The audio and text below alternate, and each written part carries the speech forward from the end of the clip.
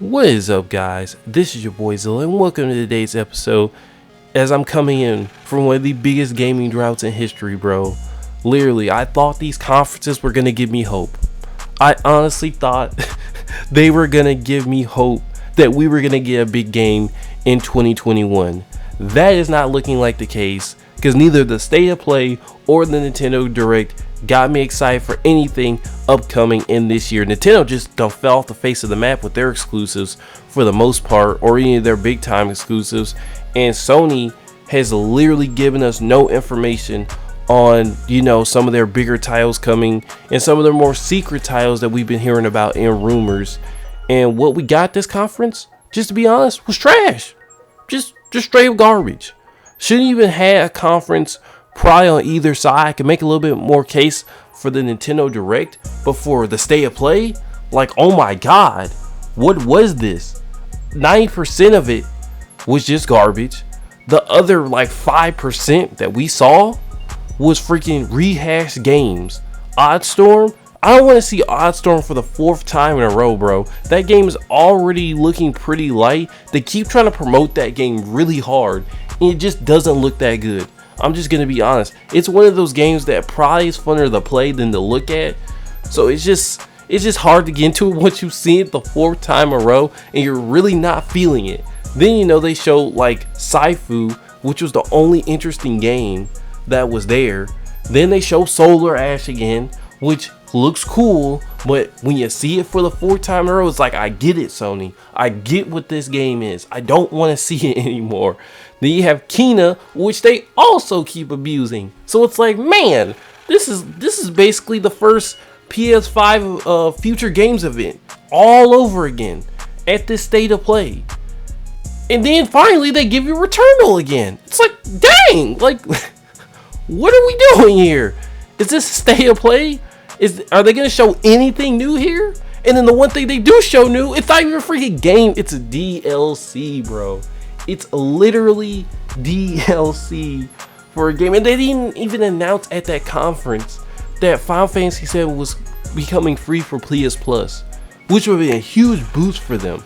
So not only did Sony not show anything new, but they also main evented this thing knowing that people were going to be asking about, their two big titles coming out this year. I don't even have faith that they're going to even come out this year. Maybe, definitely not God of War. God of War is coming nowhere near this year. Because if they haven't showed off Horizon yet, then basically they're going to probably show it off at their, E3-esque event in June. That's probably when they're going to first show off Horizon, and they're going to probably give a teaser for God of War coming in 2022. They're going to delay that game because there's no way they're going to release those two games in the same window. Not going to happen. And then on the other side, you got Nintendo. I can't remember the last time they got a big exclusive. Like, they've been going dry for like a good year and a half. And at this conference, they showed Knockout City, I think, which was also at the Sony conference, which is trying to be like this Fortnite knockoff. Star Wars Hunters got a tease, but nobody really knows. I mean, they do have No More Heroes 3, which looks pretty cool, but that's pretty much the only thing in that and Mario Golf.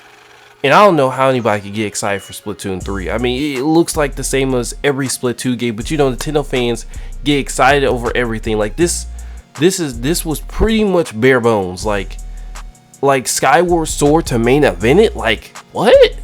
Another port?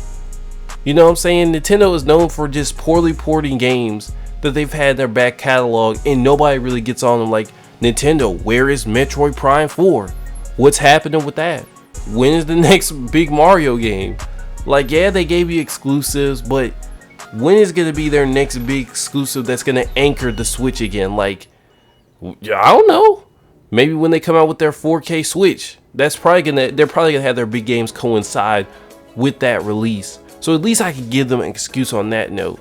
But as for now in gaming, we are just in a extreme dry spell that I hope gets rectified by a whole bunch of announcements around the E3 period. The Bethesda deal just locked up, and hopefully one of these three companies can give us something worthwhile. I mean, come on now. Like, it's been what, like 6 or 8 months since we've gotten a big game, and all I know If I include Cyberpunk, yes, that was a complete failure. But I'm talking about a real game that actually came out. Like, it's been a good 8 months. Like, this is insane, bro. It's hard to take, bro. Just not having anything new to play or look forward to, not knowing the future of this industry, not knowing what anybody's doing because the projects have gotten delayed so much. But as far as these two conferences, which were absolute garbage, how good were they, or which one was better than the other one?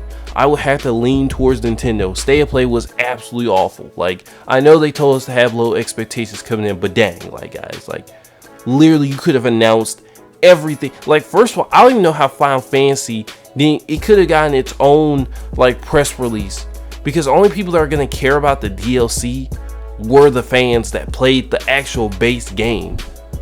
And I mean, that's why I don't understand they didn't announce the PS Plus that was coming to PS Plus at the thing. And they might have, but I don't remember seeing it. And if they didn't, it's like, well, that's kind of a missed opportunity. Like, why couldn't you have done it at the same conference? But even then, it's only on the PS5, and most people can't get their hands on the PS5. So it's just like, wow, it's just like, who cares at this point until we can get the PS5? So yeah, like, gaming is dried up right now, and hopefully we can only hope for the best in the future. But guys, make sure you hit the like button, also hit the subscribe button so you get a notification every time I make a video, and I will see you guys later.